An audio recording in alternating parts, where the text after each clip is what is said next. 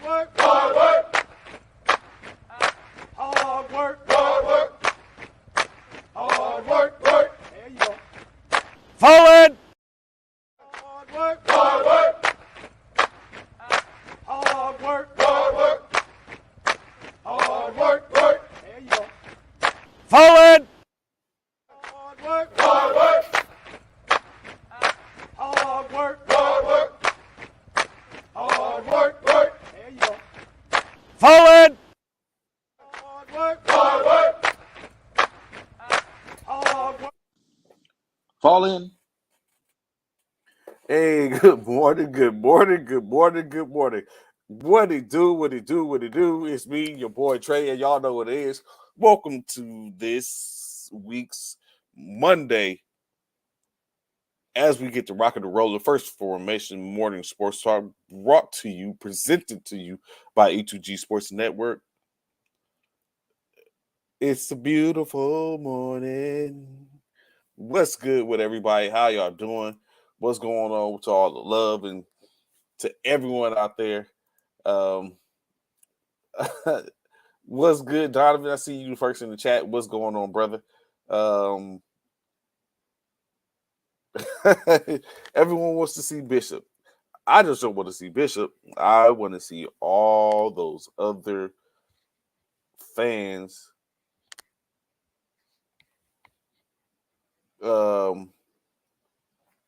There you go. I'm glad to see you here, Steve. What's good, man? What's good? I'm not a hater. I actually didn't mind who would have won. What's good, Kenny? Good morning to you, sis. How you doing? Glad to see you, Formation. It's a great morning. It's a beautiful morning. Yes, it is. And it's not based on it's not based on anything like that. Like, I actually was looking forward to seeing whomever won. Actually, I didn't have any dog in the fight, really. I toured all weekend over the coming weeks, especially after we lost. So basically 2 weeks as I toured over who I would like to see victorious in the past yesterday's championship game that basically culminates every year around the same time in late February for the best NFL team in the United States of America. Just in case y'all didn't get a chance to see or witness this game, you can go to NFL.com and they have a replay. They run it back. If there's anything you need to see or just figure like you've missed something, it's all there. I'm not gonna say I was happy they didn't win, because what's funny and interesting is I watch how things play out, right? So I'm not gonna say that yet.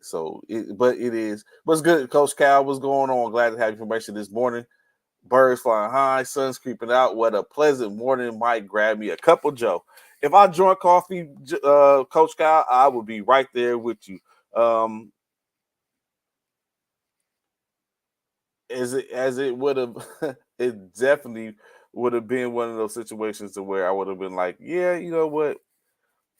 I might even start to hit the show outside with the sun beating down on me, birds chirping, as you say, Coach Kyle, all that going on. You know what, Steve? That is true. You can go see the 49ers get beat by the Eagles as well. However, comma, in the words of y'all fearless fellow Fly Eagle Fly fan, y'all, as in y'all, when I say y'all, I mean the Eagles, did play a inferior team in the 49ers because they was down to a fourth-string quarterback. They was already down to a third-string quarterback that was doing this damage. So that was first and foremost.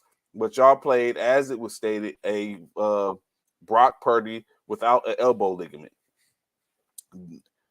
So it is what it is. I'm just saying, it wasn't like it was a full team, but you did get a full strength for the most part, Kansas City Chiefs team against a full strength, for the most part, Philadelphia Eagles team. Both players, if you want to say it was injury, Patrick Mahomes still had a little something going on with his right high ankle sprain. Jalen Hurts still was getting treated for the shoulder, the throwing shoulder, his right shoulder. So I mean, I'm just saying, apples and oranges. But in any case, I would have liked. But you know what? It's cool because San Francisco and Philadelphia are scheduled to play each other the upcoming 2023-2024 season in Philadelphia.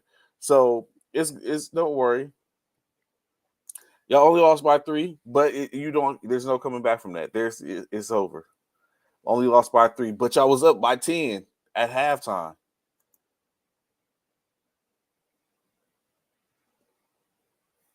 No one wants to hear that. And no one wants to hear that. Everyone wants to believe that Philadelphia was invincible. They weren't invincible. It just so happened.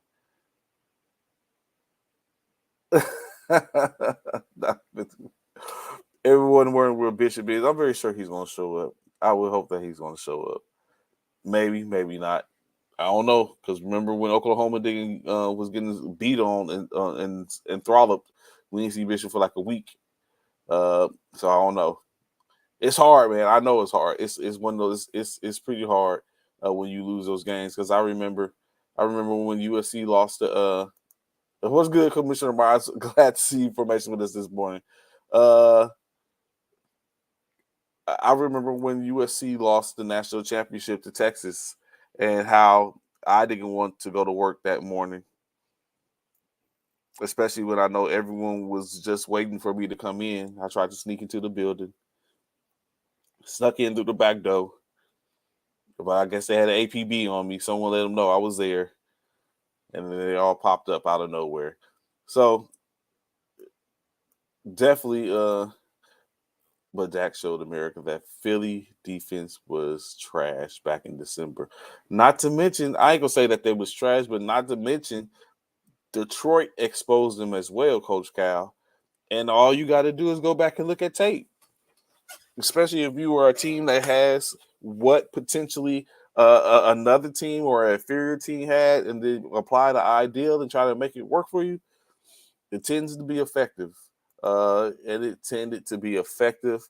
Of course, as you know, if you're just tapping in or tuning in, or you didn't get a chance to catch it, the Kansas City Chiefs were playing the Philadelphia Eagles in the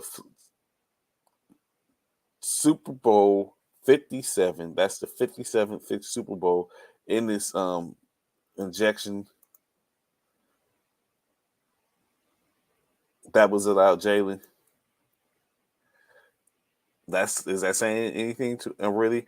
But like I said, Super Bowl 57 in Arizona, Phoenix, Arizona, Philadelphia Eagles, Kansas City Chiefs. Winner takes all. What's good, Eric? What's good, fam? What's going on, brother? Glad to see you information with us this morning. Winner takes all, of course. And that's, saying that set the table until next year. Jalen Hurts, 27 for 38, 304 yards, passing, 1 touchdown. Additionally, Jalen Hurts carried the ball 15 times for 7. That's what I'm talking about, Tanya. Pull up, Tanya. That's what I'm talking about. I see you with the Fly, Eagles Fly moniker. 3 birds. It was a valiant effort. I'm glad to see all the Philly fans pull up this morning and see. You know what I'm saying? But we're looking for one particular. I'm waiting for one particular one. Jalen Hurts fumble was the difference. Dak walked with some hardware last night. Dak did what they see as one of the coveted awards as the NFL's Man of the Year, as opposed to the MVP. I don't know, Tiger. That's what I'm trying. I don't know. I'm trying to see. He should have been here. I could assure you, had the tables been turned and had that score been flipped, Bishop would be here front and center right now. But I mean, I'm not going to sit up and fret on my frat. I'm very sure he's going to pull up. He is not going to let us down. He is going to come and take the medicine that y'all have for him. I'm just going to sit back and watch, and maybe instigate it a little bit, just a tad, little bit. Except that one. What did Jack get last night? Dak got the NFL Man of the Year award, Walter Payton Man of the Year award. But I'm glad to see y'all here. Tanya, you're here. Steven, you're here. Alvin, I'm waiting for Alvin to pull up. I'm waiting on Bishop to pull up. All that Philly talk. Angelo, if you out there, I'm waiting for you to pull up. Hey, even some of the homies from back home, Jimmy, Beasley, Mike Beasley. Hey, I'm waiting for y'all to pull up. Let's talk about this therapeutic session. We can talk about it. And I don't want deflections. Talk about the 49ers got beat. That's deflecting, because in-state there's a seat right next to us at the in-state, and we had a harder hill to climb. What's going to be here, win or lose. That's what's up. That's what I'm talking about, Steve. That's what I'm talking about. Bishop is on. I sucking the ref that threw the holding penalty. Let it go, Bishop. Let it go. Of course, I believe he's going to show up. I don't think he's going to leave it out there. I'm sure he's going to pull up. The awards were given out, Steve, but they gave Dak Prescott his award on the field before the coin flip. So he got it in front of everybody, and was able to walk off with that trophy. But like I say, I'm sorry, I got off track. Bishop will be on Friday. He's pulling up, I sure. Jalen Hurts, 15 carries for 70 yards and 3 touchdowns. He was doing the damn thing. He rushed the ball pretty well. Kenneth Gainwell, 7 rushes for 21 yards. I wanted to hear the conversation that Bishop had for that. I wanted to hear. So that's 91 yards right there, if you do your math. Miles Sanders, 7 for 16. That's 107 right there, if you do your math. Boston Scott, 3 for 8 yards. And no touchdowns. Jalen Hurts, 3 touchdowns on the night.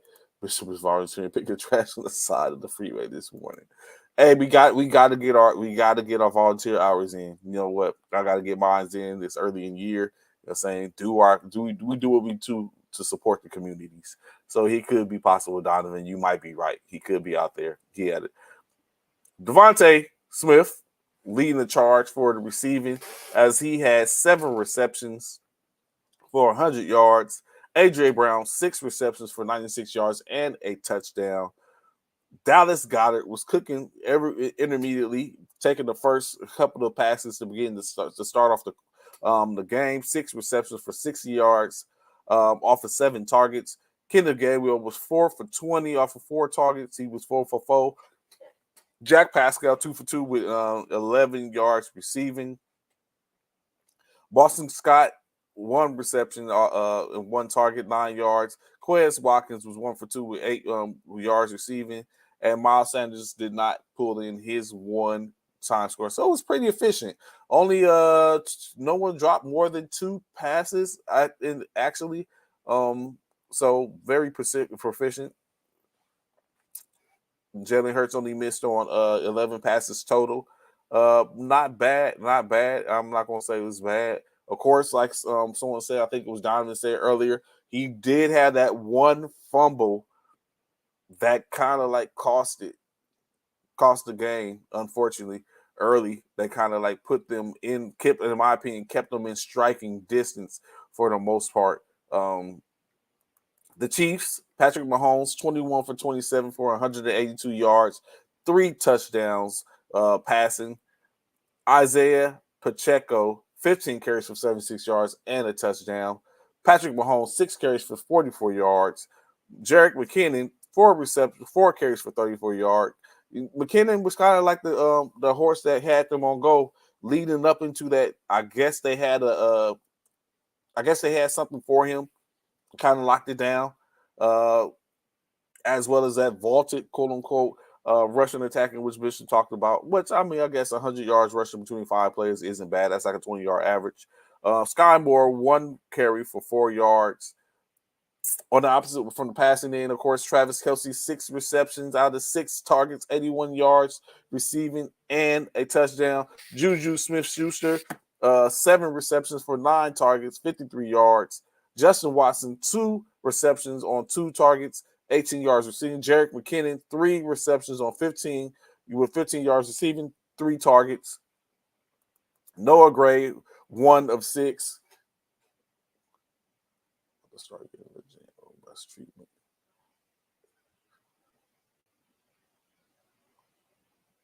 Hitting the 3-pointer shots. Hurts needed a little more Vic and Lamar type runs during those long drives. Still going good game though. It was a good game for him though, like you said, Coach Cal. But it was evident that the game plan was, or it seemed like they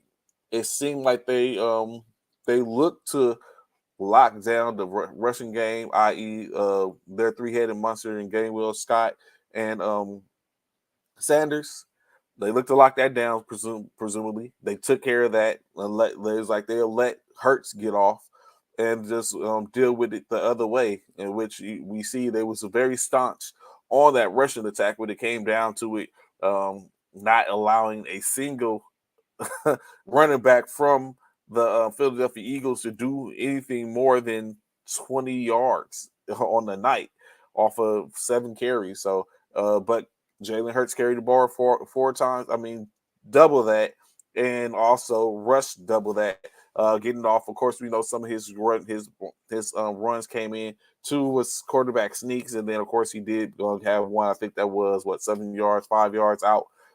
So that's his 3, and then 1 touchdown, of course, thrown as he called AJ Brown during but it was a good game. So I mean, it really was a good game when you look at it. Total, like you said, 417 total yards for the Philadelphia Eagles, to the 340 for Kansas City. Of course, passing yards, Philadelphia immense more passing yards, almost pretty close to almost doubling Kansas City's passing yard, 302 to 182, 158 yards rushing for the Philadelphia Eagles. for the Kansas City Chiefs, to 115 for the Eagles.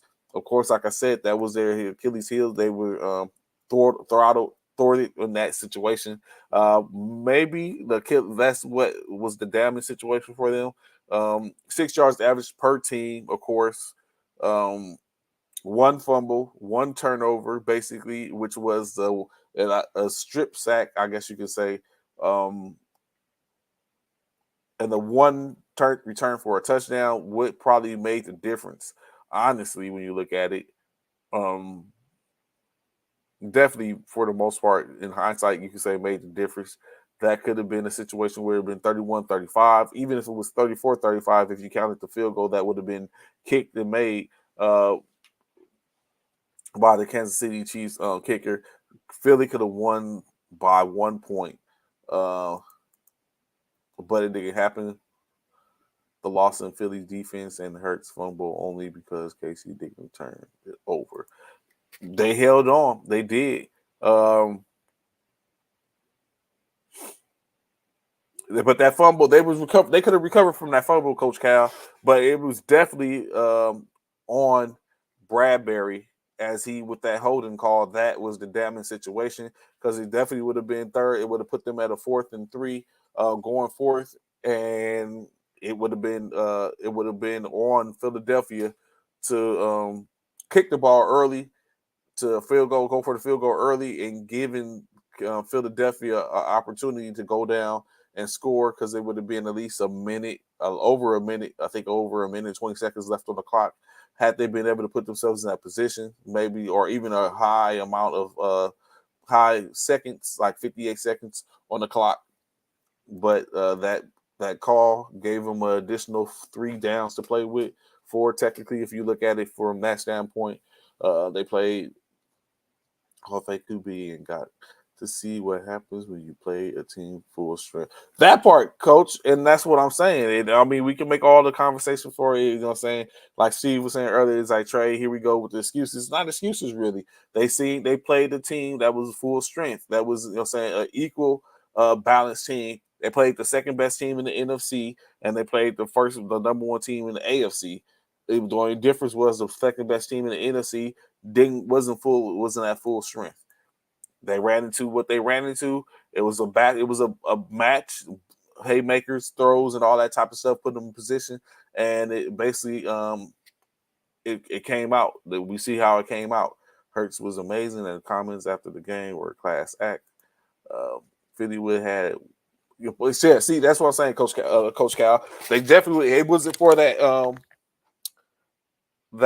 holding call or the pass, the holding, offensive or defensive holding, would have had almost 2 minutes to play to go down and give themselves a chance to take the lead, to tie or take the lead, in which it just wasn't there. And it wasn't going to happen. Well, that was the damage situation. And I mean, I appreciate Bradbury coming in. He didn't try to sit up and eradicate or sit up and say anything different outside the fact that it was a holding call, and he just thought they was going to let it go. Why would you have thought they was going to let that go? You know what I'm saying? In that situation, like, come on, bro. I'm calling it too. It's holding. You affected the outcome of the game by holding, and I don't know why everyone continues to say, or all the memes that are out there talk about the coaches played for Kansas City and all that type of stuff. I thought it was an already officiated game for the most part. Snead made a difference too. Bolden made a difference, of course, in my opinion. Already better than John Elway's ever was. Mahomes. True that. Mahomes looks good, man. Worth the price of admission. That money in which he's making is definitely worth it. And when you look at now getting back to the season, free agency is coming up next month. So you start to see teams making moves and stuff like that. Free agency, we know one of the big things is where Lamar Jackson might end up. So Patrick Mahomes definitely shows that contract which they extended him and gave him, 2-time MVP, 2-time Super Bowl champion. Additionally, also the first where I see, of course, first African American or Black quarterback to win 2 Super Bowls. So he has that moniker, and under that another something to talk about. See. In-state was Steven. It was a hold. He pulled him. He didn't allow him because he was done. Because if you look at it, when he ain't no telling what Juju would have did or how he could have got there. Because when he pulled him, he held him back because Bradbury was done. He wasn't going. He sit up, and when he went back, he thought he was going to go across the field, and he cut back on him and could have got up the field, and maybe if the pass could have been thrown different. But of course, the holding part, that catch bailed them out. As a professional at the game is where you earn your money. Bradbury and Hurts made the right comments. Correct. I agree with you, Coach Cal. After the game, you don't want to go out as a sore loser for PR purposes, but I know they were pissed in that locker room. Hurts in the Eagles game fans last night. I'm very sure they were pissed. I mean, now it's like we sit up and say you have to go through all that just to come back next year and try to do it again to see if you can exact the same outcome up until that point to at least get back there. So all other 31 teams basically have to go back and figure out, okay, what do we do to make it this year? Some was good. Some feel like when you think about the Final Four, i.e. that San Francisco, Philadelphia, Kansas City, and Cincinnati, you think about what do we do to get back to this point at minimum? What do we have to do? We went through all this for what? When you look at other teams such as then you get to Philly and Kansas City, again, the same thing. What do we do to get back to this situation? In-state is the only person that has set up in like Kansas City walks away with a championship so they can say they're good, but again, they got to do the same thing too. What do we do to get back to this situation? Currently, right now, when you look at Philadelphia and their cap situation, they are $1 million over the cap currently.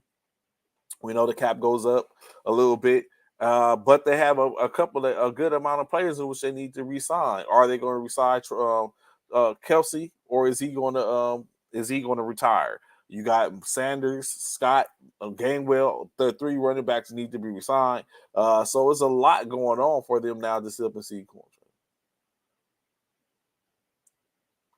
I think he. So if you had, I think a couple of things, Steve. Had he not pulled them, because you guys sit up and think that may have slowed him down, that made that cape him back. He might have got there, or at least he might have had to play on the ball. In-state was it could have put them in position. Like he may not have got there, but it affected it because he couldn't get into it. I'm very sure it slowed him down.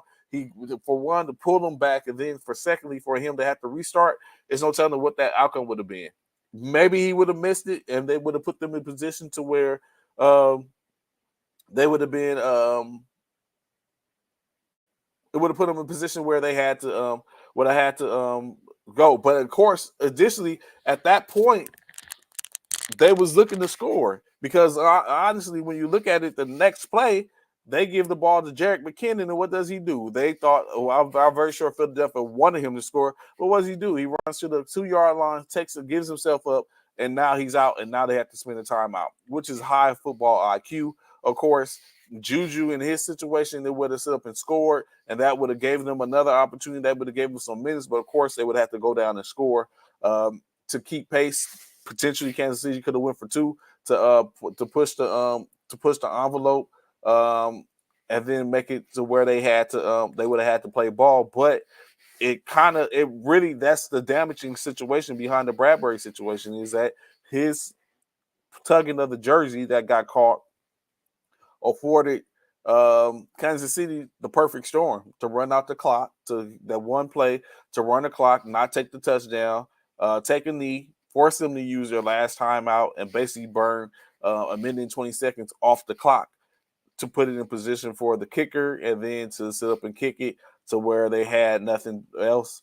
And then, of course, I don't know what was going on. I don't know where Jalen thought he was throwing the ball at the end of regulation. That almost reminiscent to that to the not Los Angeles, the Dallas Cowboys in their last play in the NFC divisional game. It's not SC. I'm not SC for Juju. I'm just saying he might have. We don't know what would have happened. We'll never know what would have happened. 2 things: Juju wasn't visibly upset after the hold. Bradbury wasn't visibly upset after the call. Summarizes the play to a T. The correct call, but very tic-tac. I mean, you think it was tic-tac, Coach? So what I'm led to believe, and what you're saying is, had it been under other circumstances, that would have been a call. Is that what I'm hearing? Like they would have let that go had that not been the last play or that type of play in the Super Bowl game. Had it been like a Week 13 call or something like that play game, we wouldn't have seen that call. Is what we're saying? Is that what you're saying, Coach Cal? And what everyone else's recollection of that play, had it been that we wouldn't have been in this situation?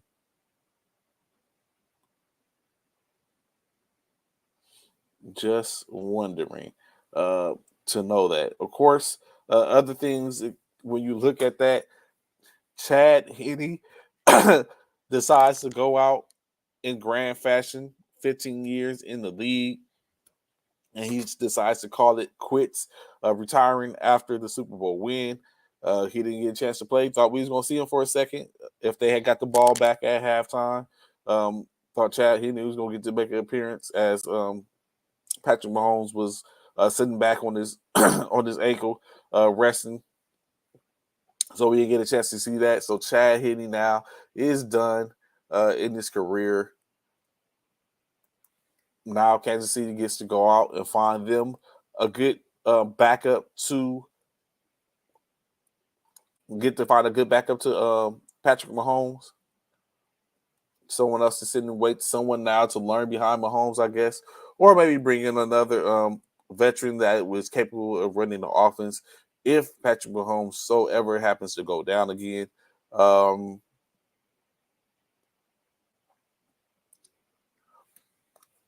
Coach Reed states that he thinks he's going to hang around. He's not going anywhere, which probably he shouldn't. He done earned the right to be in there. He has done what he needs to do. 2 Super Bowls, wins, been to the Super Bowl 4 or 5 times in his career. 2 different teams. So of course, I think it kind of answers the question: is it the coach or is it the players? And obviously, they go hand in hand. Um, Now, of course, is looking like the Philadelphia Eagles offensive coordinator will end up taking the head coaching job in in Indianapolis, which means there's no more jobs to be available. Well, there is one, but he didn't get interview for it. So, what happens with Eric Bieniemy now? Does he go ahead and sign another year or so to stay in Kansas City? Is he going to be afforded the opportunity to go to like a team like Baltimore to pick up and get in a new space to be an offensive coordinator there to see if he can enact his same the same success? Does he go interview for the Arizona job, which puts him in a position to be a head coach? Um, the same way Godwin clearly pushed off the last second offensive PI catches week 1 versus Cowboys had no flag as it was thrown. Okay, I get what you're saying, Couch Cow. First off, they had been letting them play all game and they decided to call it when the game was close. Come on, man. We always say that the players dictate. I mean, the referees can, excuse me, and tend to dictate games. So maybe, like you said, that could have been the outcome. But I don't know what you could you say they was letting them play like that. I don't think it was a huge amount of calls that could have even been called for the most part. It was definitely it was a good game. It really was a good game. I thoroughly enjoyed watching it um, from the beginning to the end. Um, and I'm trying to see is there anything else before we get. It's a couple of things I want to get into. Of course, uh, uh, I I don't know. I don't know, Anthony. He maybe he's going to make a grand fashion. I don't know. I have the slightest idea where he is. He probably pulls up.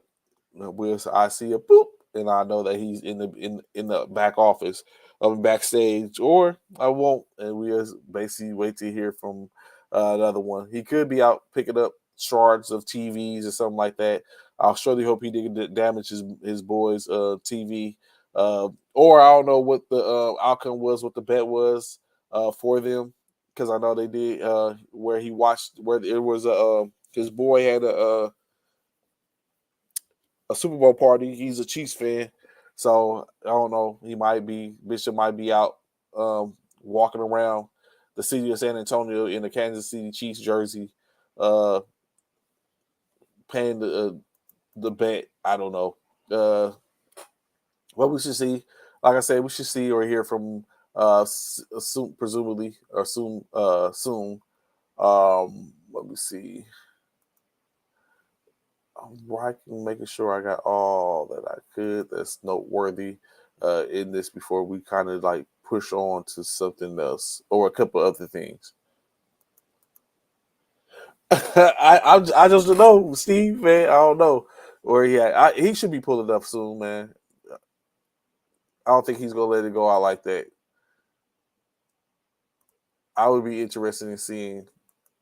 You know, sometimes you just gotta when you come, you gotta slip, you gotta walk in and be like, you know what, I'm ready for it all. I'm very sure there's gonna be plenty of oh we beat the 49ers. Really does it really matter? Does it really matter? Because instead is y'all just had the last opportunity to be champions and none of us are. Then the reality is no one but the Kansas City Chiefs are champions currently. So definitely some stuff to take a look at. I got some questions for y'all, right? So we all watched it. My first question is, what did you think of the halftime show?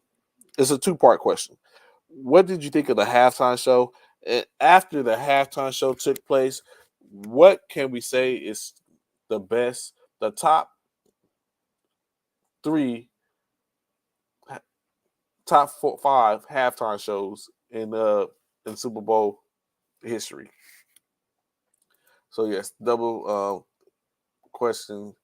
We talked about. I remember way before it was announced that Rihanna would be the halftime act. We sat up and wondered and thought and toiled over who was going to be that person, in which we ended up finding out it would be Rihanna, and we was like, oh wow, you know what I'm saying? I think it was Bishop or Ron who had called it and said who would be it. And we figured out it was Rihanna. I'm very sure in some cases. So what did we think of the halftime show? Donovan, it was nothing to remember. So if it was nothing to remember to you, Donovan, what are your top five, or who you think is the top uh halftime shows?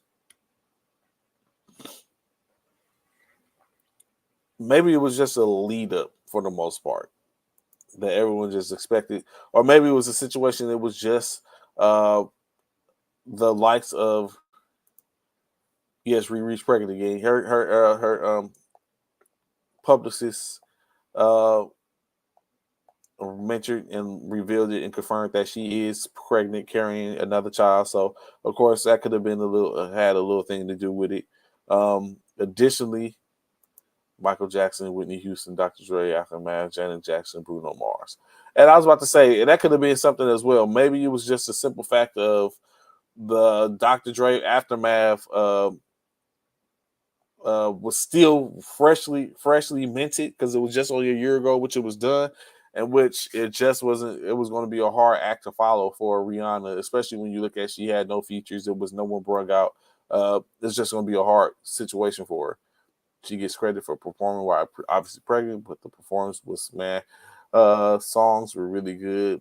Out of horrible, bad, good, great. I give her a good. I can rock with you on that, Coach Cal. It wasn't a complete a debacle of a situation. Like I said, it was going to be hard to follow. Um, it was going to be hard for her to follow up against. It would have been hard for anyone to follow. I guess after the aftermath joint um, in great fashion. So and like I said, performance, especially while being pregnant, all that was unwarranted, greatly appreciated for, you know what I'm saying, from an entertainment standpoint. So yeah, I guess we can basically see that.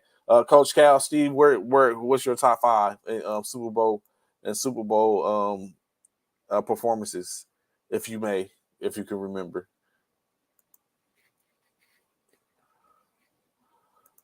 And then additionally, what was the top commercial? As we know, Super Bowl commercials usually get a lot of um, backing and showing and stuff like that. What was the top one for you all? In my opinion, the commercials. I think now, since it has built to the point to where that's what we look for, it has now is getting to the point to where maybe they're just starting to be a little disappointing or not as gracious as we got. I guess no one really had anything that was popping or coming out that needed to really be pushed or advertised. We had the same ones. I was kind of tripping on how or why we had Serena Williams doing back-to-back uh, alcoholic driven commercials. Um, but of course, I guess it's what you pay for to have those people. What I think the trend is starting to be is there's starting to be a lot of enactment of skits and movies and stuff like that from past to as advertisement. Um, the Batman and the Flash, of course, that's a movie coming out. Batman and the Flash. We already know Quantum and the what's that? Guardians of the Galaxy. The commercials were trash, and not one was funny. Uh, though I think that was the best one though. Steve, the flag football, the women's flag football one. I think that was the best one. In a lot of different ways, you just got to simple. In my opinion, I looked at it as the ideal is you never. It's always a competitive spirit, and during that competitive spirit, you don't allow anything to come in contact with that. I can remember back in while I was in the military. I was actually way in the military. I was in a motor pool, and we was doing a.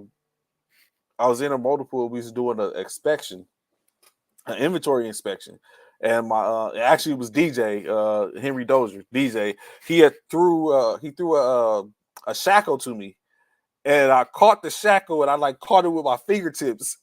And so in my mind, I was like, oh wow. I was like, I'm not letting this. So whenever I get thrown something to me, of course you want to catch it, but it goes so much deeper for me. So I was like, you know what I'm saying? I consider myself to have great hands. So when I caught it, I caught it and I had to double clutch it, but only with my fingers because I was holding something, so I only had one hand. And of course, he's like, okay, I see you. So it's like it's always something. So I correlate that to her not wanting to get her flag grabbed, like doing anything. You know what I'm saying? You see her mom, she had to sit up and like push her mom's off because her mom tried to grab her flag. It's like, whoa, hold on, mommy. You know what I'm saying? So I think for me that was the top one. I'm sure I was shocked about the 2B one, in which everyone was going in one talk about they thought someone. I see people who was on here. Where he at? Eric, I see he said he thought his wife changed the channel of the Super Bowl. So you know what I'm saying? Different things. And that so I think 2B might have been the next one for me. But for the most part, yes, it was a lackluster showing, in my opinion, for the commercials this year. But of course, like I said, I don't think it was much going on. We did get a chance to see a bunch. I'm not a drinker, so I don't particularly care too much about the spirits in the liberation commercials.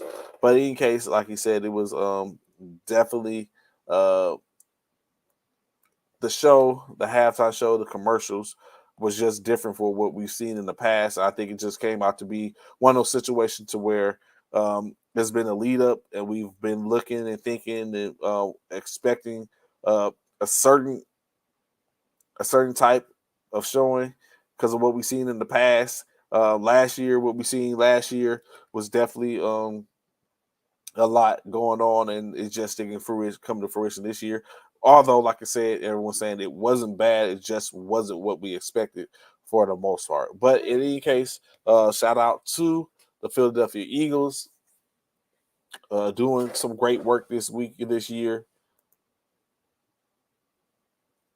Yeah, it was like you said, it was amazing. It wasn't the worst. Like I'm very sure it's been worse out there. Um, but I mean, again, she performed alone. Of course, she probably could perform and do what I mean. She is pregnant, so of course, they didn't want to exert in any way too much. She was alone, and she had to follow up. And of course, her gauging was that of the aftermath West Coast type of Super Bowl show from last year, in which kind of put her at a disadvantage, or it was a heavy show to go after. But in any case, not a bad show. So shout out to Riri and her show, saying congratulations on the pending pregnancy. Shout out to the Kansas City Chiefs, Super Bowl 57 champions. Rare up, ready to do it again. Shout out to the Philadelphia Eagles. Had a pretty good showing for the most part, the majority of the year. Of course, for the most time, what goes up must come down. So that was another thing. Shout out to a good season as it goes off.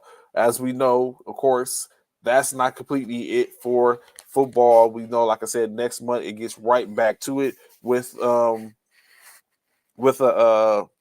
basically the coming of the UXFL and the XFL showing up. Actually, the XFL starts their inaugural season this weekend with the kickoff of the Atlanta Renegades against the Vegas Vipers. Oh, what's the coach called? Michael Jackson, Dr. Dre, Beyonce. Okay, I got you, Coldplay. Only 3 QBs have won the Super Bowl after losing their first. It don't look good for Jalen.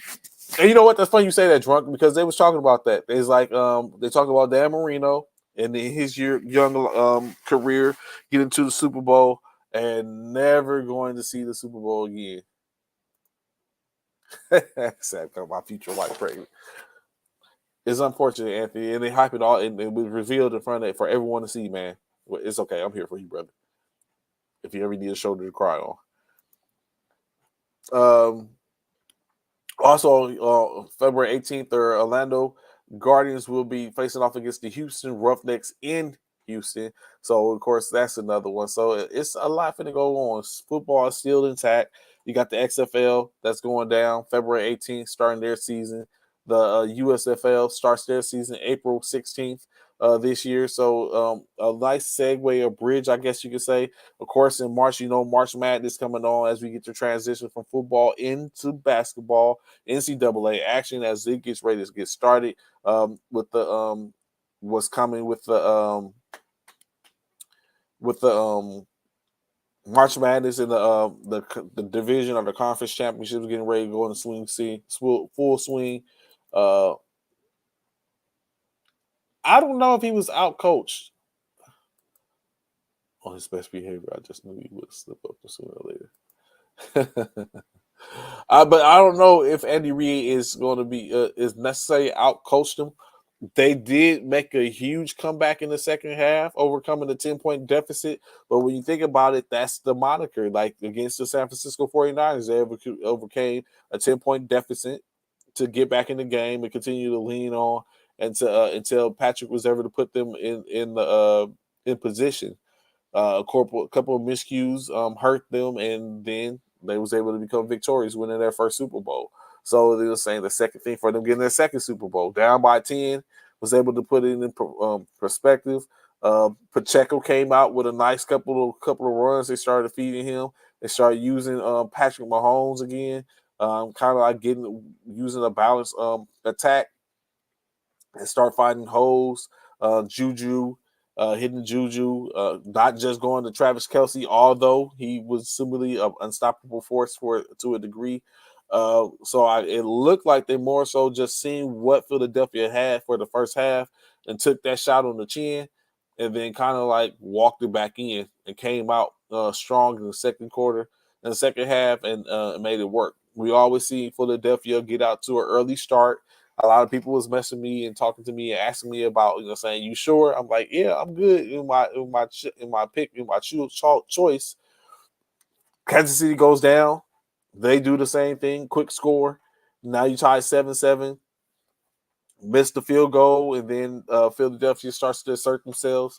Of course, like you said, some things, the lack of the huge rush, I think, was a damning situation for the Philadelphia.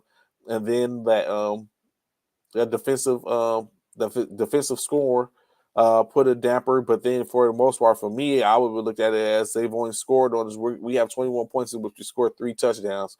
They have 14 points in which they scored a touchdown, offensive touchdown, and the other was a fumble recovery for a touchdown.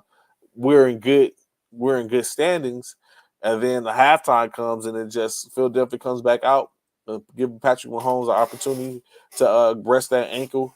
Kind of get ready to go again, and he pulls back up and first drive of the second half, touchdown, and it starts to roll from there.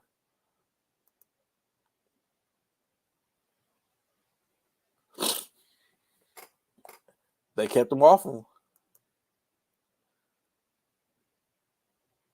CC, what's good, CC? Like to see information. So you say the defense was a letdown. To what aspect, CC? You talk about the line or the defense in general? Of course, I just think that someone went and they did their homework and checked to see what they needed to do to keep the Philadelphia defense at bay. I think running different sets to where they reenacted what other teams did throughout the course of the year. What Dallas did the time they beat them, what Detroit did to beat them, and to put forth the effort and see what it was, how it was similar enough. Kept the linebackers honest. and keeping them honest. Hassan Reddick wasn't able to just bull guard. Fletcher Cox outdid himself with that outfit he had before, so he kind of took himself out the game. I don't know what that was about, but N-State it was just a full array of things in which they just did. It made it happen, and it ended up being damning to the Eagles in-state. And well, they had pressure. No sacks, true, but they had pressure. Well, he should have got a sack. I think he got a sack for that strip. Oh, I'm thinking Kansas City. I'm sorry. But yeah, so I think it was pressure. It's just no sacks. He was locked down. They had a formula for the defense, for the rushing. I think their formula is shut the rushing game down. Hurts can get off. Hurts the only one that can get off because he has to cut the ball.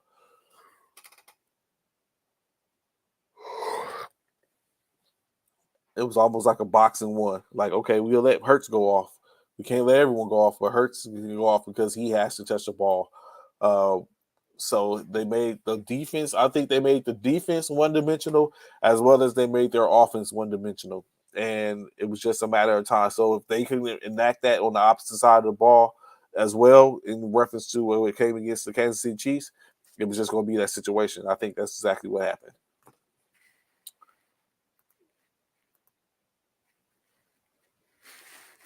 Where are we at? Let me see.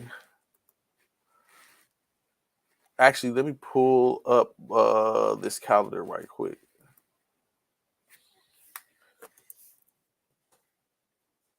For all my NFL faithfuls.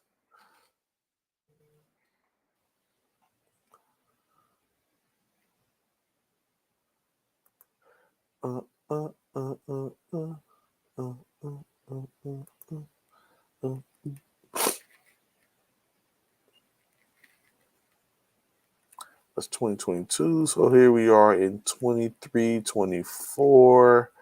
Of course, we know the Super Bowl just ended February the 12th. Again, congrats. So now, of course, today starts the waiver system. 24 hours claiming period where they will effectively be able to claim anyone that's currently on waivers, players with at least 4 previous pension credited years, seasons whom club desires to terminate are not subject to the waiver system until after the trade deadline. What MVP? And you say Reed digging out Coach Sirianni. I don't think y'all Coach Sirianni. I really don't. It was just a matter. They just went with a game plan. I think they let Sirianni go get off, and they held fast. And then after they went ahead and then acted third deep, they just countered what they had seen the first half. I think that's basically what it was. I think that's what it was. I wouldn't completely say he outcoached Sirianni. I just think that he basically, maybe he did outcoach Sirianni.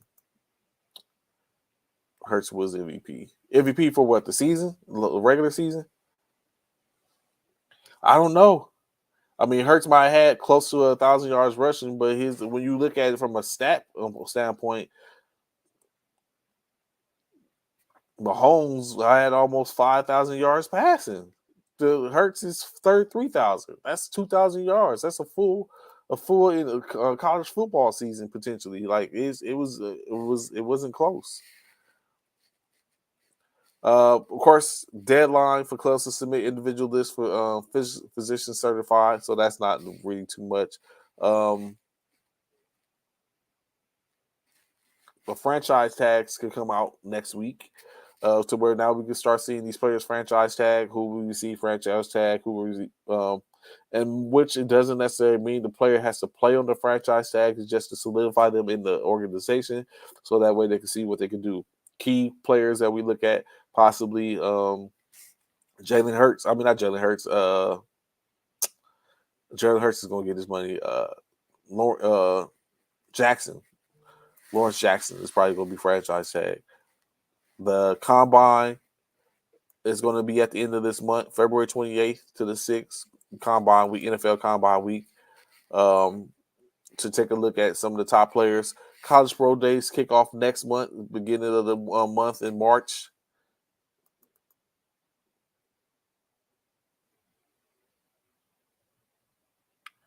Jalen Hurts was the best player on the field? Stop it. What makes him the best player on the field? What can you pull off to say he was the best player on the field? You think it should have been situations where he got the Super Bowl MVP, although he didn't win?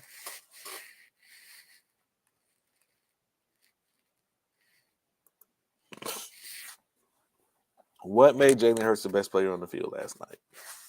I'll wait.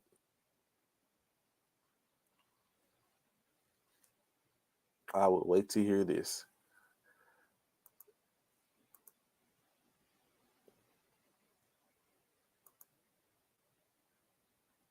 For one, he didn't outthrow Mahomes. Well, okay, yes, he did. 305 yards. 305 yards. He scored all the points, but I don't, like I said, I believe the plan was to let Jalen get off. Like, Jalen can have it. We're going to start the rest of the team. So when you look at it, in my opinion, is they said the game plan was like Jalen Hurts is a class act. He's a good player. We're going to let him go. But he's not. It's not basketball. If it was basketball, you might have one player that might be able to get off to where if you let him, he can go hold the team. That's not football. So I think they allowed Jalen Hurts to sit up and do anything, just to sit up and lock everyone else down. Jalen was everything. He scored 3 rushing touchdowns. He threw for 305 yards. He rushed for 70 yards. All his doing. But what did it amount to? An L, and not winning the Super Bowl. So I don't think he was the best player last night. I'm not saying that he wasn't a good player. I'm just saying he wasn't the best player of the night. He was allowed to be to get those accolades to where it's evidently putting the wool over your eyes to believe that he was the best player on the field last night. I think he was allowed to be that person. It wasn't that he took it. He was allowed to be that person.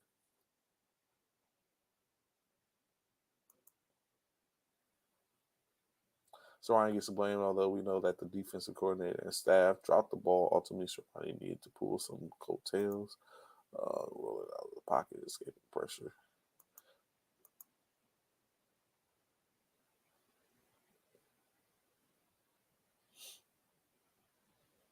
If Philly gets the ball back, Chiefs lose. Possibly Commissioner Myers, maybe. I think that. Shout out to Nick Fangio, who's so-called defense expert with the Chiefs.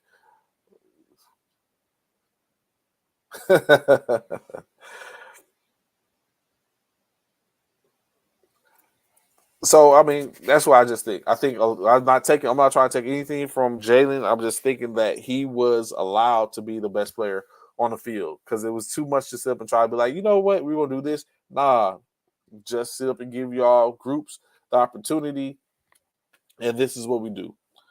We allow him to. You know, one thing you're not gonna stop. It's hard to stop. It's hard to stop Jalen Hurts in short yardage when it comes to making a tackle or anything. So that was one thing that was going to be a problem. Hold on 1 second because I don't recognize his name.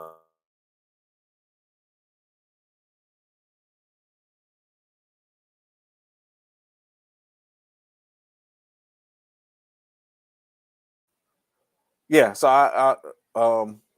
I think that's just what it is. You're not going to stop Jalen Hurts in short yardage for the most part, and we seen yesterday in different ways, whether it was a scrum, going pad level, trying to get deep, or if it was trying to go over the top in the short yardage, you're not going to stop Jalen Hurts. So he capitalized off that twice in the red zone, twice on 4th and 1 or 4th and inches. So that was that you're not going to do, in which put them in position for the 2 touchdowns in which they scored. He passed for 300 yards, but out of the 300 yards, all they did was even one, put them in the red zone or effectively put them in position for him to be able to run it in, or 2, the one that he threw to AJ Brown. But he only threw 1 touchdown. He threw 1 touchdown. He threw 1 touchdown. So I really think it was a situation where they let him get off. I'm not saying that he couldn't have got off, but I think it was a situation where they let him get off. Clearly, if he had won, he would have been the offensive. He would have been the player of the year. I wouldn't. If they let him go off, they let him get off. I watched the game. They let him get off. If it was Trey Lance, I'd be saying the same thing. They let him get off. He ain't do all that. They let him get off. It wasn't like he took it by force. Like he did. Like they should have. I think they had to live and die with something. They live with the fact that they had to hold off Jalen Hurts and allow him to do what he does and see if they can do everything else. Because if they couldn't have stopped, because in state they stopped AJ Brown. They kind of like clamped him up. He got the one score. He only had 96 yards receiving. They clamped up Bart Scott, Gainwell, and Miles Sanders. Put locks on them. They wasn't getting anyone. The leading rusher for them was Gainwell with 21 yards off the 7 carries. So they sit up, but Jalen Hurts, he touches the ball, so he has first look, RPOs and stuff like that. 15 carries for 70 yards. So they locked it up. In my opinion, what they did to San Francisco, only different thing was that San Francisco didn't have a player that could quarterback. They did that. They allowed him to go off. He passed for 300 yards. True enough, 60 of them came in the first quarter for the most part against Dallas Goedert. Goddard did have a nice reception after halftime when they had to stop it to see if he was in or not, the bobble ball. So, of course, you had the situation with Devontae Smith. He had 100 yards receiving for 6 or 7 carries, receptions for 100 yards. I think it was 6 for 100 yards. So, yeah, like I said, I won't say that Jalen Hurts didn't have a tremendous game. I just think he wasn't necessary that he was the best player on the field. If anything, he was allowed to be the best player on the field, and it produced and it came. It almost worked. Let me see. What do we have next? Where can we go from here? Where do we go from here? Derek Carr, of course, last week was afforded the opportunity to go and talk to the New Orleans Saints in reference to him potentially becoming their next quarterback their next quarterback for next season, in which, of course, the Raiders afforded him the opportunity to go talk to them because as of the 15th, if the Raiders have not released or Derek Carr has not been traded, he is on their Raiders organization is on the hook for $40 million to pay Derek Carr. Of course, Derek Carr goes. He does have a no trade clause. He went to New Orleans, met with the brass, tried to see what they was talking about. Evidently, it wasn't sweet because Derek Carr came back and said he is not waiving or he does not agree with going to New Orleans, especially with New Orleans wanting to get him in the building as well as have him take a pay cut. Derek is like, we're not for them games. And so he continues to go on and continues to be a part of the Las Vegas Raiders organization. Ideally, he is expected to be cut between now and tomorrow. As the 15th, as Wednesday, it'll be too late, and he will be owed $40 million for a quarterback that you're not going to have in your locker room. So you have that, of course, that's coming out. I don't know. So now which was funny is if it comes back, if he runs it back in state, and ends up going back to New Orleans after it's all said. But of course, you wouldn't think that New Orleans would go reach out to him when they had an opportunity to try to make a trade. So the Raiders not able to get anything out of Derek Carr. They're most likely going to have to release him and basically take a hit to their cap space and have dead money on the books upon releasing him, so they can avoid the $40 million payout for him next year. Let me see where else.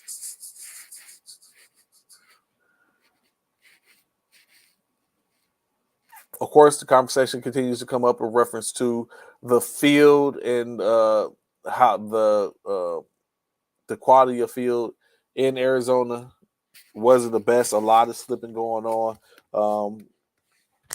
in which I guess they're going to have to go back to the drawing board. As we know, the aforementioned Las Vegas Raiders will be, I believe, hosting. Where the Super Bowl is next year?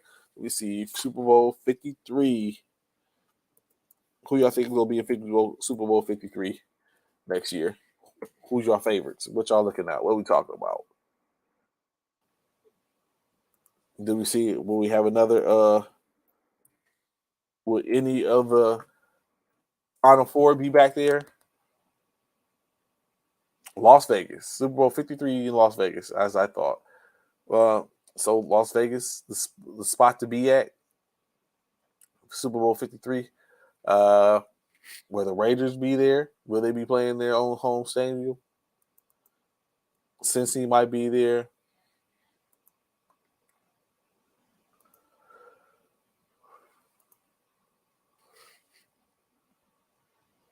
Let me see. Make sure before I move on, I didn't have anything else. Anything.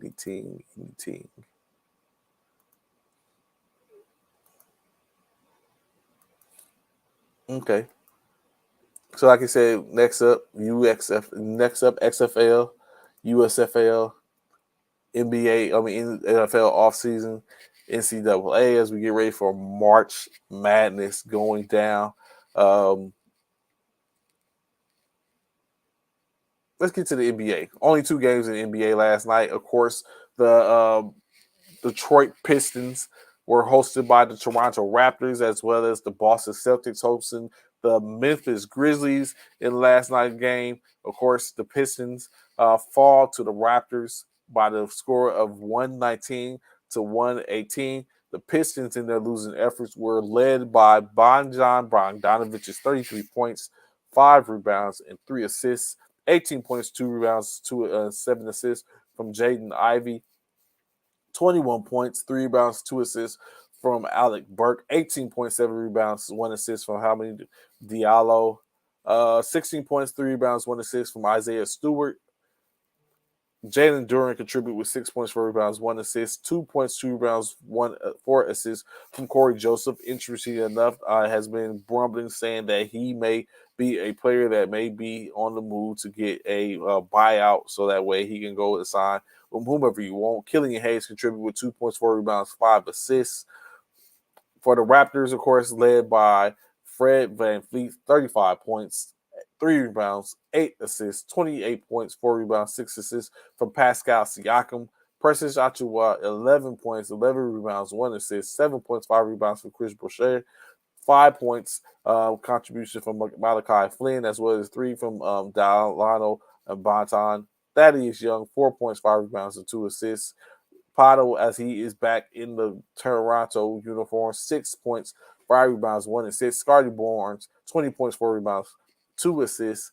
As again, the Toronto Raptors get the W, winning 119 to 118. With the win, the Toronto Raptors are 4 games below 500 with a 27-31 standing. The Pistons 15-43 on the year as they continue to play out the season.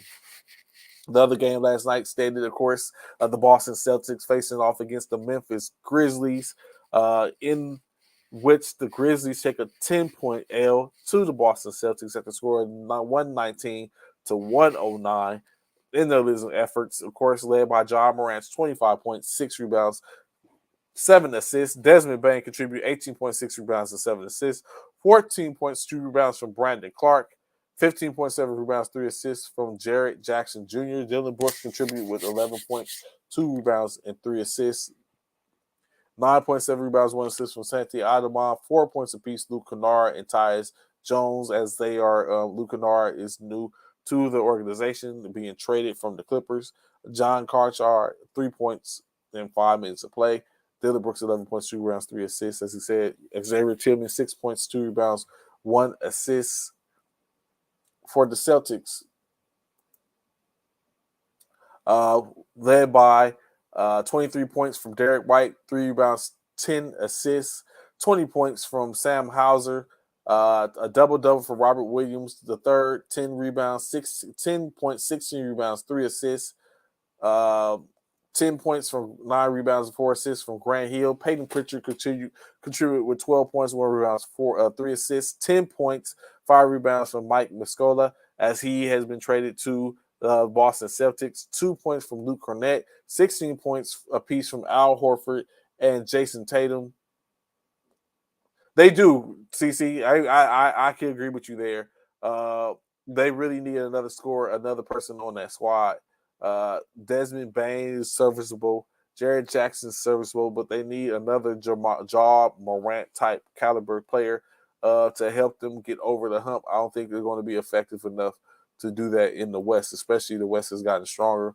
Why did the Warriors write to the NBA about the trade, then agree to the trade? So I think it was just a simple fact of it was to let them know because they thought about not taking the trade, Anthony. So as we don't know, if you didn't know, of course. Hold up. Basically the Boston Celtics with the win improved to 41-16 on the year. Grizzlies with the loss 34-22 as they continue to keep placing their respective conferences. So getting to what Anthony was talking about. So if you wasn't paying attention or didn't know, at the trade deadline, of course, the Golden State Warriors in a 3 or 4 team trade elected to bring back Gary Payton II to the organization after he left free agency. Upon him arriving and them doing the physical, it was said that basically that the Golden State Warriors, not the Golden State Warriors, the Portland Trailblazers. Was it the Trailblazers? I think it was the Trailblazers. Let me confirm, make sure.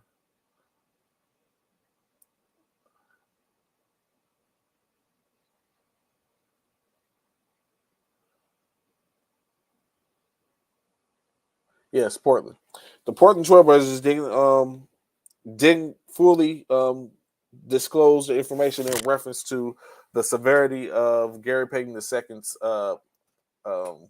abdominal injury, in which that was a situation there he wasn't going to pass the physical, and it was going to allude to him being out more time. As we know, he was out expeditious amount of games last year in their championship run. He did come back at the right time, peaking and being a defensive stalwart on the defense and being a key in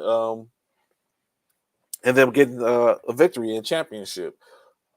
However, had this deal, I think the reason in which they went ahead and took it is that when he gets healthy, he's going to presumably be an asset to the organization, and not to mention that had they basically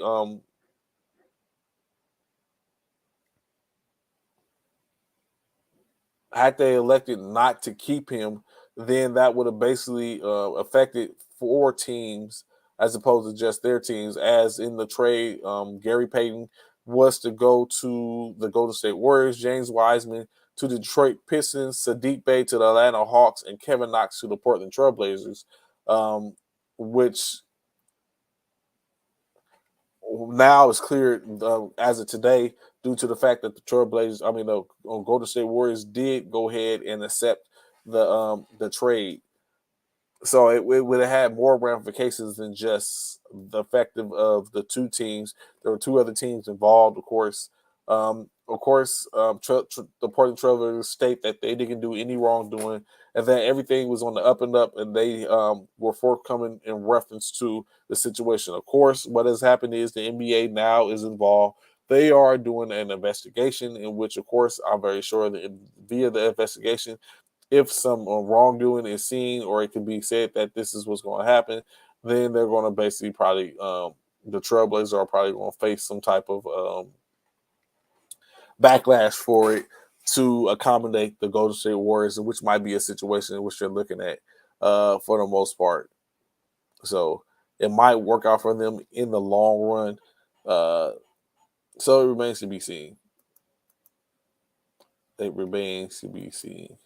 Moving on, where else were we at? With some of that, I think it was some of that CC said. Let me see. Oh, the Grizzlies. So yeah, going back to what you were saying, CC. Definitely, they needed a player there, which they probably can get. It's going to be a plethora, I think, of players that are going to be on the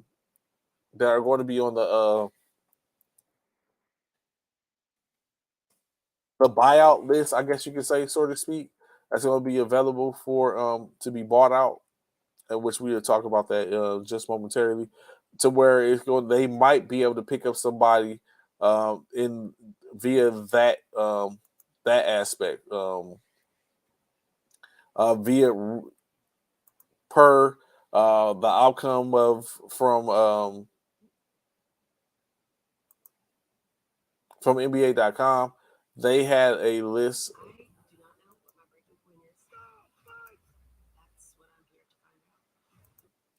They had a list of individuals in which they presume could or possibly could be on the buyout. As we know, some when KD has to come back, KD is still down, Anthony, so he's still injured. So that remains to be seen when he'll be back.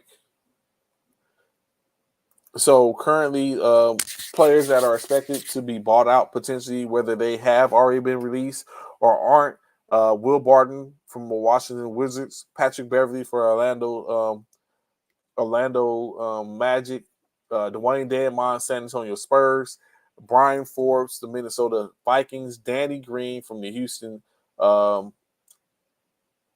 Texans. The Houston Rockets. But currently, Danny Green is in Cleveland, and Cleveland has said that they look to add him to the fold and use him as a 3-and-D type player, as well as a mentor to the locker room. So Danny Green isn't expected to be bought out. George Hill, who also I don't think is going to be out, he's going to be able to play in his new home back in the Pacers. Serge Ibaka has been released, so he's available to be bought out. Reggie Jackson is expected to sign with the Denver Nuggets as he was traded to the Charlotte Hornets. The Charlotte Hornets bought out his contract. Now he is available. DeAndre Jordan is expected to be available for buyout as the Lakers traded Thomas Bryant to the Denver Broncos. The Denver Nuggets, and now it's expected that Bryant, via that trade, DeAndre Jordan will be susceptible to be bought out his contract and be able to be picked up. Kevin Love, another player who, with all these things going on, he's potentially going to be looking and seeing more time from the bench or on the bench, in which he might be a susceptible player to be bought out and be able to go sign with any team. Derrick Rose, same situation in New York. Terrence Ross, who initially was expected. Of course, he's been bought out by the Orlando Magic, in which initially we thought Terrence Ross was going to end up in Dallas to team up to be able to solidify the bench for the Dallas Mavericks. And of course, all that tide turned as he was convinced to take a ride with the Phoenix Suns, taking his 38% from downtown percentage and putting it around Kevin Durant, Booker, Aiden, and Paul, and see if he can set that backcourt. So we have that. Dario Saric.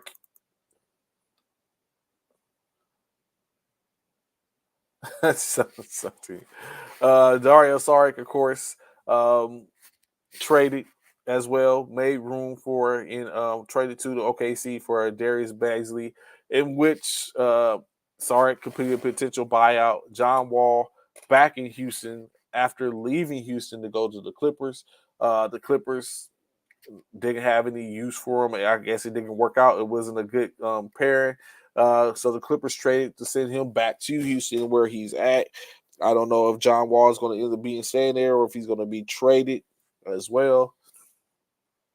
Of course, and then last but not least, Russell Westbrook, who is currently a Utah Jazz player, but the expectation is that he's going to that they're going to take some time out to figure out. So by the end of the All-Star break, which All-Star weekend, I believe is this weekend.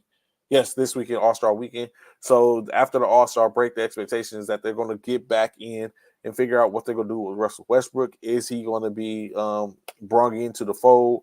I think one of the things that was told to Russell Westbrook and his agent is that the ideal is that Russell Westbrook is going to sit the bench a lot of time. The ideal is to give the younger players playing time. So Russell Westbrook might not get any minutes, presumably.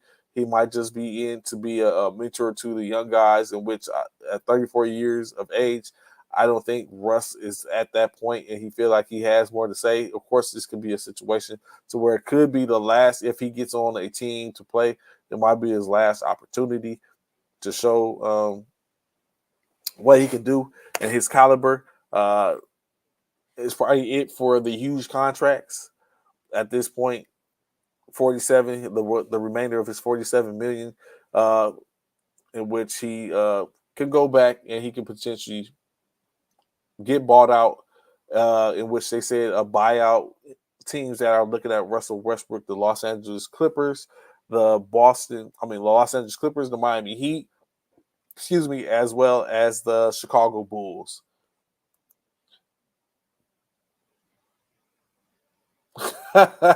What's good, Coach Walcott? What's going on, bro? Glad to have your formation. It was it was dismal. Like that, I was like, I know he ain't gonna try to throw a Hail Mary at this point. Like, who are you going to? But of course, yeah. So additionally, other teams, guys mentioned to potentially be in buyouts: Justin Holiday, Corey Joseph, Frank Kaminsky, Kevin Knox. Of course, we just mentioned is current now in Portland, and Thaddeus Young. So I don't know, Cornelius. Was it Cornelius? Yeah, Cornelius. If you feel like any of those players could be a third wheel, or could be beneficial to Russell Westbrook. Could be beneficial to John Morant in Memphis to give him a little more star power. Out of those dudes, I think Russell Westbrook might be the best, but that might not mesh well.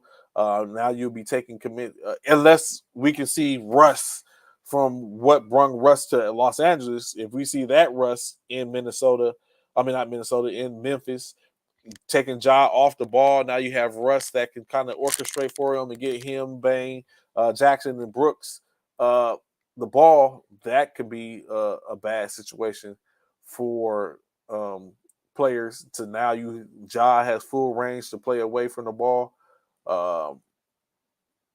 Yeah, that could be a problem. But outside of that, I think that's about it when you look at it, that they can basically pick up now. Yeah, Russ is about as close as it gets. What else do we have?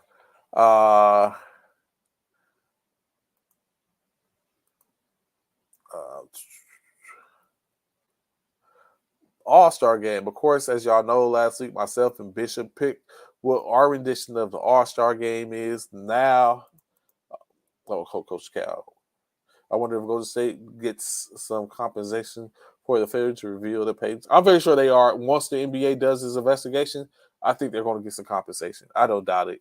I'm very sure that there's going to be something that's going to be said, and they're going to have to. The Portland Trailblazers are going to have to pony up.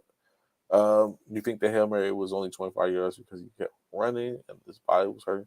I think it was 25 yards because his arm was going to be because he I don't know why it was 25 yards. I was about to say maybe because his arm, he was his throwing arm, could have been wore down, but it definitely fell short, hella short. It was even a play for a ball. He could have basically dumped it down. They could have had the whole lateral situation going on. Like I said, myself and Bishop chose our rendition of the All-Star game, in which, of course, we know 3 players that were chosen on our squads, of course, were basically had to be replaced. That's because Steph Curry, Kevin Durant, and Zion Williamson were deemed as not going to be able to play in the All-Star game. So that means, of course, all of them were starters, in which they have been replaced by other players as starters. Joel Embiid will now take Kevin Durant's position as the starter on what could have been as a starter. So he would be in the initial picking order.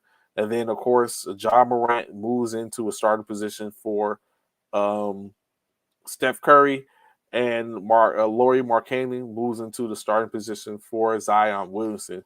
So, of course, I'm very sure that's going to affect us just a little bit for the most part. Lauri Markkanen was already on my squad, but now he's a starter to be picked.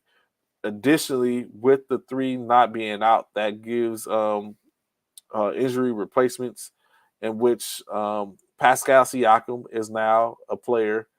Zion, yeah, he's been hurt. CC, he's had that hamstring for a good while now. So a hamstring injury, and just got to better care of the body, I reckon. But Pascal Siakam will fill in. He is a fill in, as additionally as well as Anthony Edwards and De'Aaron Fox all get the nod, in which potentially I would say I think De'Aaron Fox, Pascal Siakam fills in for Kevin Durant.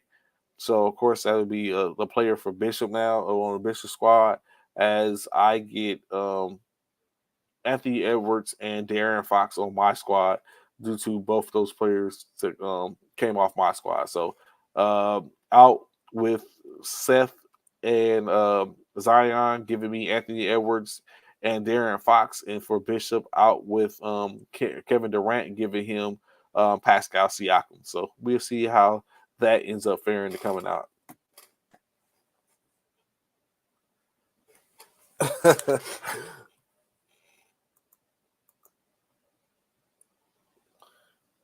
Oh, Will Barton to the Mavs. That might not be bad, Coach Cal. That might be effective. A little something to give a little boost to y'all bench. So I don't think that's a bad situation at all. Will Barton to the Mavs. But I asked this, Coach Cal, what do you think about the fact that with Kyrie after the trade, the Mavericks go 3-0 with Kyrie in the lineup? As soon as Luka comes back, they lose that game. So currently the Mavs, I believe, are 3-1 with Kyrie Irving. I'm 3-0 with Kyrie Irving, 3-1 with Kyrie Irving and Luka Doncic. What do you say to that, Coach, or is it just a matter of they're going to get right? Justin Holiday is what we need. Before Hardaway reminded us he gets injured in February every year.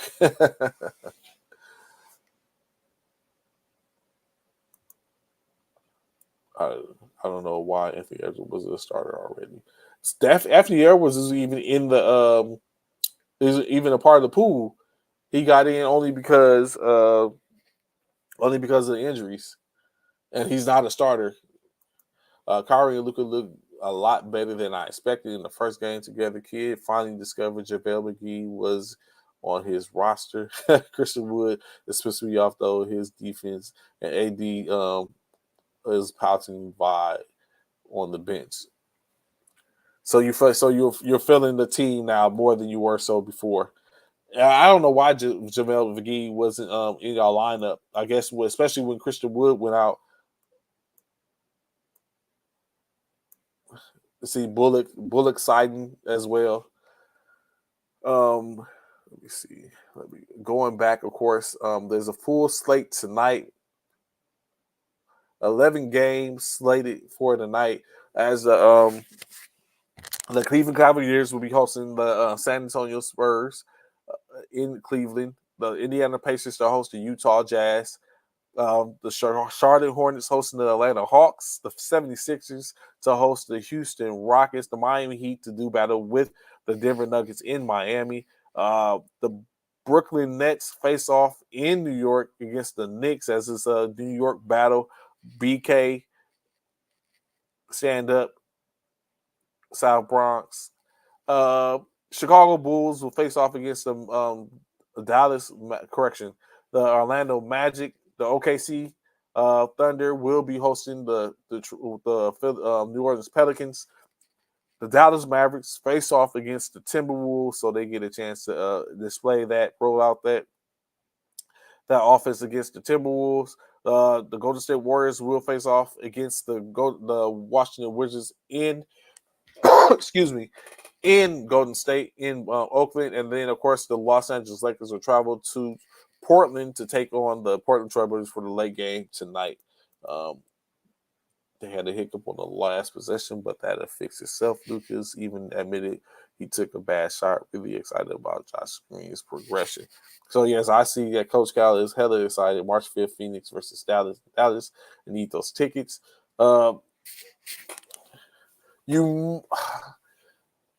I don't think will KD. I don't think KD will be back by then though. Spurs, Hornets, Rockets, and Pistons playing for a lottery position. They are. CC. They truly are. I don't. But do all of them hold their first round picks? I know someone that is in the barrel of riches is the Oklahoma City Thunder have 34 picks over the course of the next 7 years. 37 picks over the course of the next 7 years. Still willing and dealing a plethora of different picks, I guess, deals over the course. Their GM is Presti is really putting the screws to other GMs, in my opinion. Probably looking for more towards the future, getting younger, being more productive and competitive with a younger core. Of course, we know they have Shea Gilgeous-Alexander, Josh Giddey, Chad Hogan, who hasn't played yet, Lou Dort. They have a lot of players in OKC, as well as 34 picks, like I said, over the course of the next 7 years. That's like almost 5 picks a year, almost.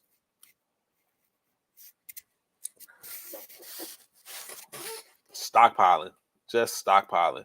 And is they still, and that seems to be the same thing, because that's the same thing which Danny Ainge seems to be producing in Utah. Stockpile picks that are assets to be traded, especially if the team isn't doing too well. So it looks real good in that aspect. Is there anything else? Where else am I? We already talked about Danny Green being in the fray. I feel so bad for Russell Westbrook, man. I really do. This is what his career is coming to, being bounced around. Everyone was saying but I think the second round pick is of value, especially depending on when you get it. If it's deep, if there's a deep pool, the second round pick is of value. There's only 2 rounds, 60 players. You agree? I agree with you, CC. Soon they're not gonna have an excuse. They just gonna have I hope to have the right coach in the right place and the right players. Because I wonder what their cap space is looking like. Let me see if I can take a look real quick before we get ready to get up out of here.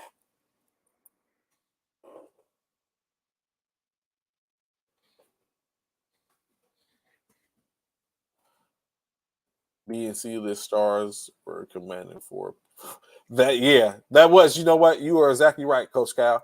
I was looking at that too. Like, how the hell did this person get off? Like, why are we offering 5 draft picks for Thomas Bryant? Like, where we do that at? Let me see. NBA. Who he's talking about? OKC.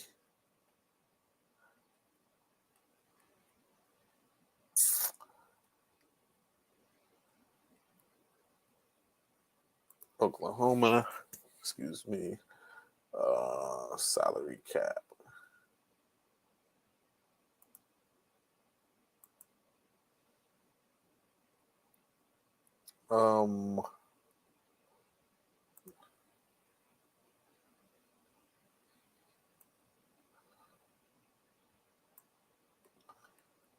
Lindsey Waters is the only two-way player they have. Kemba Walker, of course, they have on their roster, still paying him. Cap holds for next year, Kevin Harvey with 1.6, 1.8 for Deontay Burton, Nick Collison 1.8, Raymond Felton 1.8. They have some trade exceptions.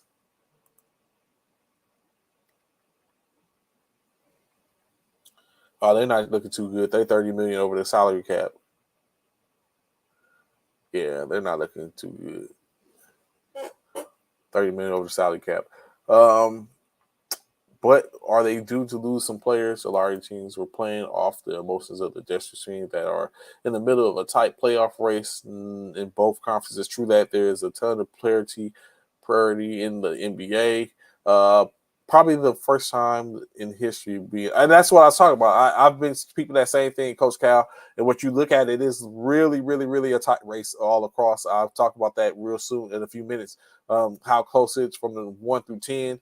That was really making a difference. But as I look at Oklahoma isn't really it really isn't in a good place when we look at where they're at. Of course, they have 7 players that fall off. At Kemba Walker at 27 million, Jermichael Green at 5 million, David Nwamba 5 million, Trey Burke 3 million, Sterling Brown 3 million, Marquise Christ 2 million, and Kyle Singer at basically I guess you could say $1 million.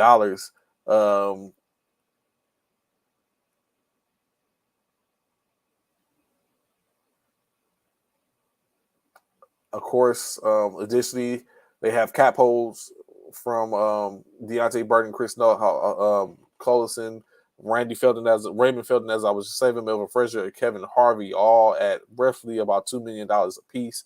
So that's another $10 million right there.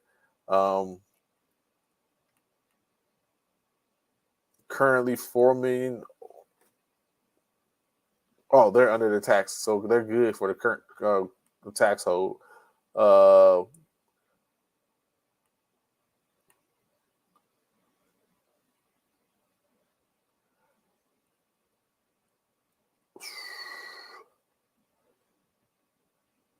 Clubs option. Are they moving anyone next year? No. 23. What's the 23? 23-24 season. Isaiah Joe guaranteed. Aaron Wiggins guaranteed. What's 23-24? Jeremiah Robinson Earl guaranteed. Qualified offer issue for Lindsey Waters. So it don't look like they're gonna get any. They have Chet though. They have a lot of good. They do. I was just trying to see are they possibly able to add anything? OKC don't need to do nothing but grow with experience. They're set with more draft picks coming that rookie contract. So I get that, but is that enough? Is that young talent which they have? I see they got Shai Gilgeous-Alexander. He's currently being paid $30 million. He's currently making $30 million this year. So, of course, he's their franchise for the most part. 25% of the leagues.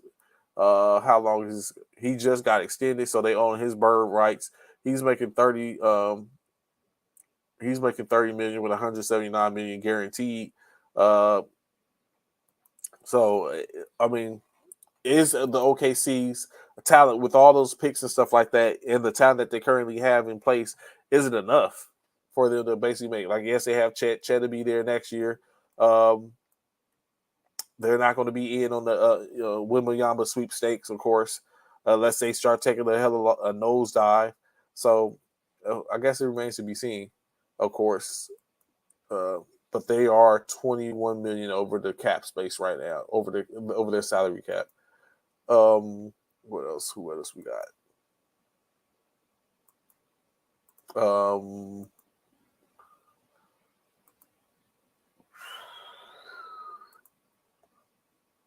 That may be all I have for it now.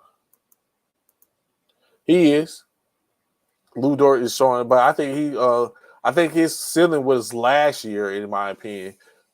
Trade stock. I get what you mean, Coach Cal. I think his ceiling, I could say his ceiling was last year. I think the highest point at which they could have got some for was last year. He's currently I think injured, or he was injured. I know he was injured during the Lakers game.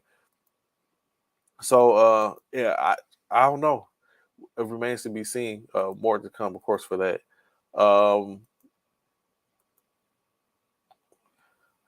I guess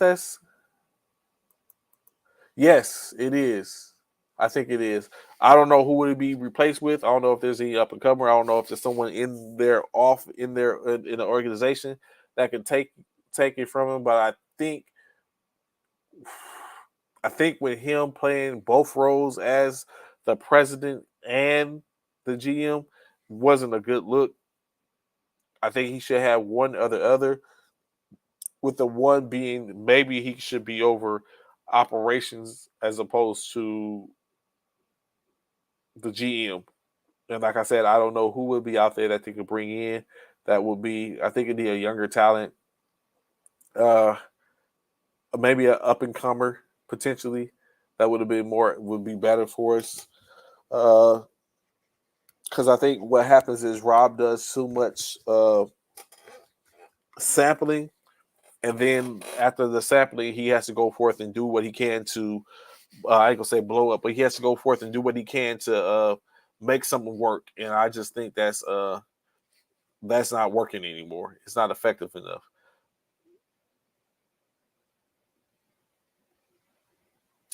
So, and I would have thought that initially, Coach Cal, but I think it's a simple fact of when Magic was outed, Jenny had to basically she hasn't found anyone yet so she's trying to give him his time to do what he needs to do.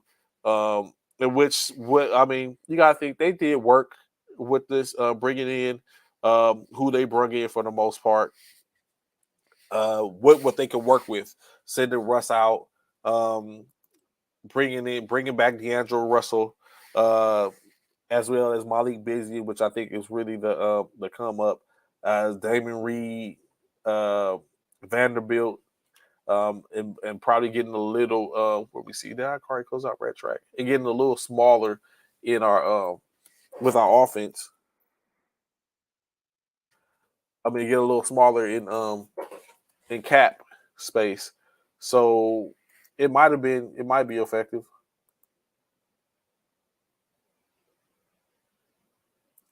Nah, ain't no bringing Magic back. Magic can't do it. He's a businessman. He don't have time. That's what sent him on his way. He wasn't ever the whole time situation was that he was never there. And Rob Pelinka probably felt like he was doing all the work. So it was no need for Magic. And Magic was her boy, her dad's boy, her dad's favorite. So Rob, I just think what initially I think it was the connection to Kobe, but of course I think that has kind of worn thin, and it's just going to be a situation where now they're going to have to get up out of there without him. So yeah, Ryo Hachimura. So I think they brought in some good pieces over it compared to what they did initially at the beginning of the season, and now it's a waiting game.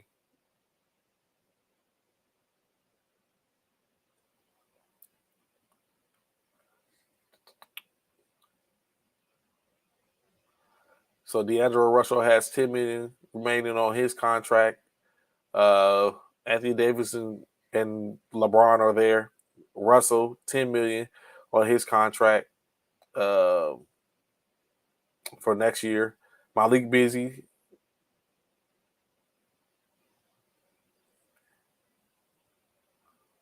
So I guess we have some people that we can keep around that's available to us still. We have a couple of holes that'll be coming off. 1, 2, 3, 4, 5, 6, 7, 8, $16 million in holes coming off next year. At the end of this year, um, only 600,000 in dead space.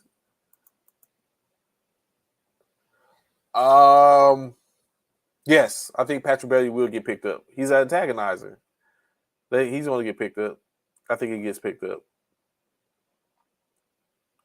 Lakers are currently 17 million luxury over the luxury tax threshold, 57 million over the cap hold.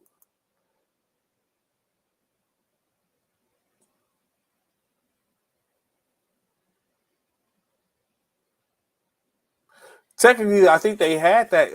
Cal. Oh, they wouldn't have got KD. I don't think KD would have been there, but they had that to where they could have got Kyrie. It was just a disdain from Kyrie, which I think is pretty messed up. But I mean, owner's going to do what the owner's going to do.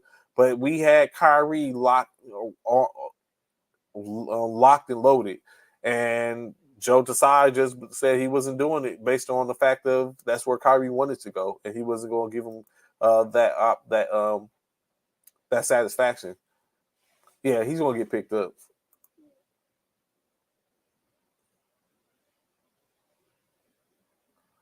Now, like I think that's the question: will Westbrook be picked up? And I think additionally he's going to get picked up. Maybe Chicago. I don't know without Lonzo Ball. Maybe Chicago coming to Chicago. Now I wonder what's in place now in reference to that 6 man of the year, especially if he's not doing any playing.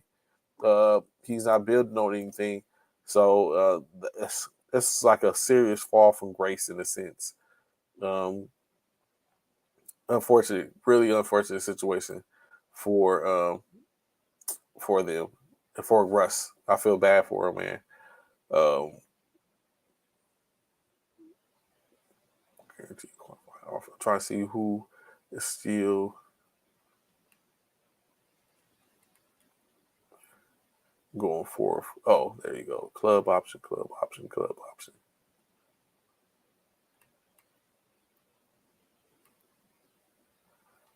A lot of club options out there. So we see what we look like come next year. But of course, now is the year is all going down now. Let's talk about. Let me see what's going on with the standings. Coach Cal, Russ needs to go to the Clippers, but he may hate going home for a long time after the way they treated him in LA. Nah, he don't need to go to the Clippers. We don't need to see him. He needs to just go ahead and, like I said, Chicago. I prefer to see Russ in Chicago. I'd rather see that Russ in Chicago. I'm for all for that.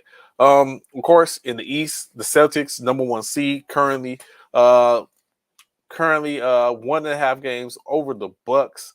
Of course, making them number 2. At number 3, the 76ers. At 4, the Cleveland Cavaliers. At 5, the Brooklyn Nets. Number 6, the Heat, which now the last 4 of the play-in right now is the Knicks at 7. At 8, the Hawks. 9, the Wizards. And 10, the Raptors. The Raptors only 14.5 games behind the Celtics and only 5.5 games out from the Heat in the 6th spot. The Knicks are a game and a half out of the 6th spot and 10.5 games out from the Celtics. Of course, like I said, Brooklyn plays tonight versus the Knicks. So, of course, the winner, with a win, the Knicks can make a play in, especially if the Heat take an L, can make a play to get into that number 6 spot potentially, or put pressure on the on Miami. I wonder if any of them. I wouldn't wonder if any of them if that would happen.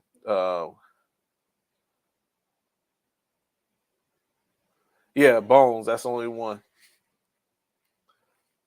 Of course, the Hornets are 26.5 games out, and they're the 15th team in the West. I mean, in the East.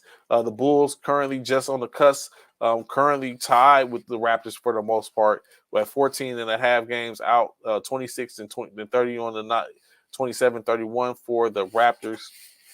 Only being able to keep pace because they have a win over them. So we'll see how that goes. In the West, the Nuggets are holding firm to the number 1 spot over the Grizzlies with a 4.5 game lead. Coming up at number 3, the Sacramento Kings. The Dallas Mavericks at number 4. At number 5, the Phoenix Suns. At number 6, the Los Angeles Clippers, who are 9 games out of first place, but holding a 1-game lead over the 7th ranked New Orleans Pelicans, as well as the Minnesota Timberwolves, and a half game over the Warriors. So it's very, very, very tight. It's very, very tight in the West. The Thunder, 11 games, which is 11 games from the top, and 2 games out of being the 6th seed for the most part. In the transgressions, the Lakers fell when they was just there. Fall a couple of games, losing some games. Currently 26-31. 13 games out of the number 1 spot.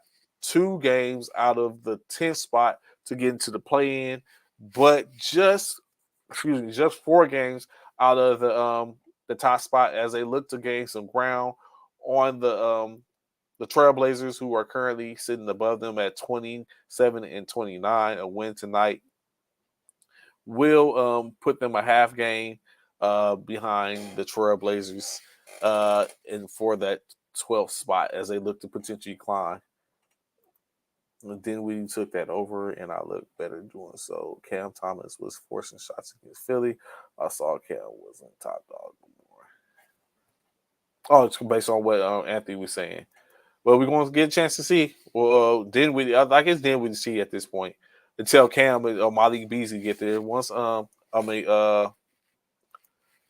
Beasley and Cam show up and are ready to play, then we might start to see a little bit of a difference.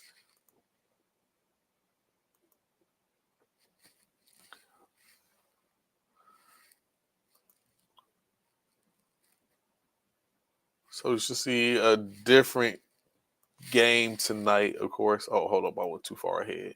Today's the 13th. Like you said, let me take a look at something real quick.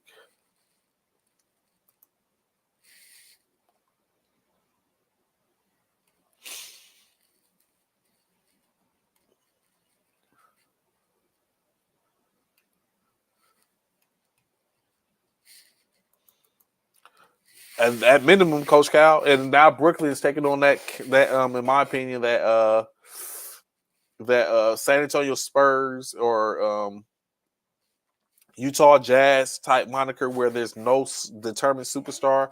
I mean, you got Ben. Maybe does Ben finally start to show up and insert himself with Spencer Dinwiddie, Cam Thomas? Now you might have a situation that people might start vying to get into the spotlight. Now it's at this point is for whomever to pick up and run with it. And so I wonder who's going to pick up that answer that bell going forth. So of course, I greatly appreciate y'all rocking with me this morning. I know we at the 10-minute mark, 9-minute mark. I'm gonna go ahead and get out here. I guess Bishop didn't show up. But the funny thing is, it's just like a text message that sometimes you got to come back to it. So, of course, he should be at some point paid his bay like a super that is. He passes the ball like he's a regular. Like you said, he might pick up the toe. But in case, I greatly appreciate y'all rocking with me this morning, being here. All love and respect to everyone, Coach Cal, Anthony, Donovan, Cornelius, CC pulling up, Commissioner Myers. Of course, we're going to have him back on the show. Coach Wayne, all the people that show love this morning. I know looking to see for a back and forth between me and Bishop, Drunk, Steve, and everybody. Shout out, of course, Rodney, Tanya, all those Philly fans that showed up this morning to see what it is. Eric, look forward to hearing from y'all, talking to y'all tomorrow. Y'all know where to find us, basically, Kanith as well.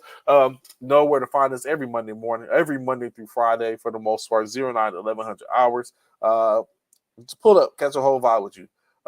Greatly appreciate y'all once again. It's all love. Bishop, get well soon. I'll be sure to forward that to you for Coach Cal. Look forward to talking to y'all, chopping it up tomorrow to see where we're at now. Enjoy y'all's weekend. I know tomorrow's Valentine's Day. Get y'all orders in to get that for y'all loved ones. It's your boy Trey, and I'm out. Peace.